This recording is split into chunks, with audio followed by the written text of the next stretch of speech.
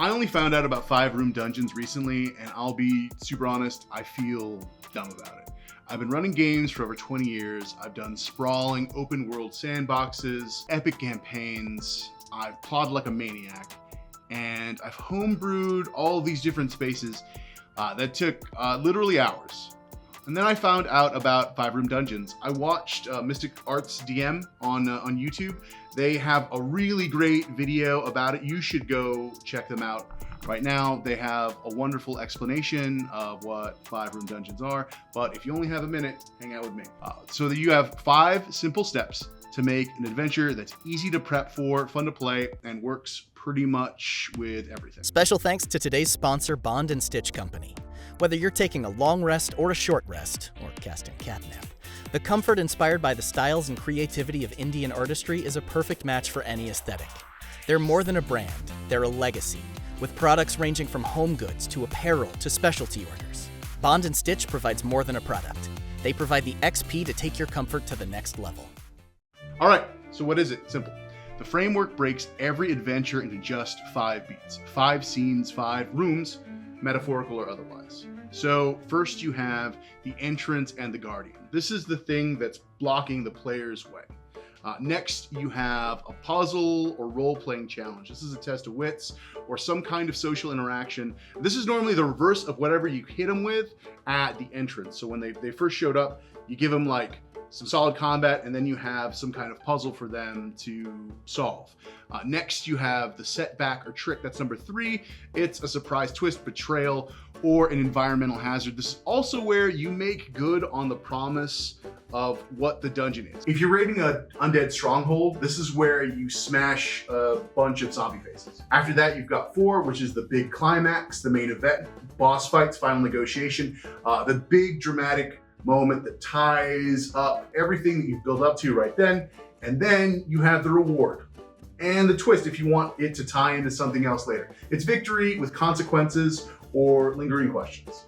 So let's say you're running a classic D&D dungeon crawl. You need a one-shot, your players demand an adventure right now, and you panic. But wait, the 5-room dungeon saves the day. I feel like my session prep has devolved into 30 minutes of just that. So first you have room 1, entrance and guardian. The players enter a crypt, but the entrance is sealed by a skeletal knight who challenges them to a duel, or they have to answer a riddle or something. Room 2, puzzle or role-playing challenge. Inside, there's a chamber full of crumbling statues. They have to place the right one on a pedestal, or spikes rain down from the ceiling. Maybe they can just talk to a ghost, and maybe that ghosty ghost will just give them the answer.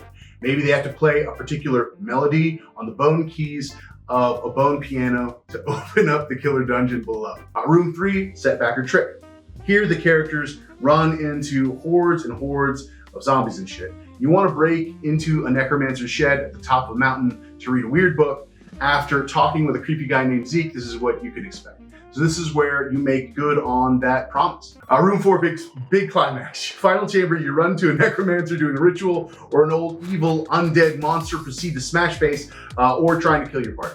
Daddy, chill. Room 5, reward and twist. They defeat the necromancer, grab the treasure, get the Necronomicon or whatever book they were supposed to, and realize the villain was the merchant who put them up to the job the whole time, who tricked them into stealing something way worse.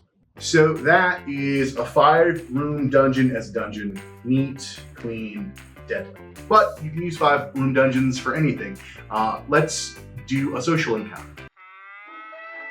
All right, room 1, entrance and guardian. The party needs to get into the Duke's exclusive masquerade ball, but they need an invite. Who has one? A drunk noble who loves games of chance. Maybe you have to do the finger knife game.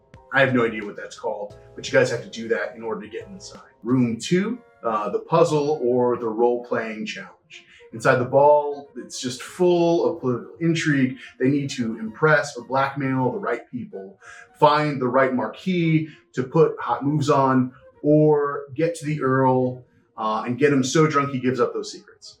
Room 3, setback or trick. Turns out the Duke isn't just a noble, he's a vampire. Yeah, vampire.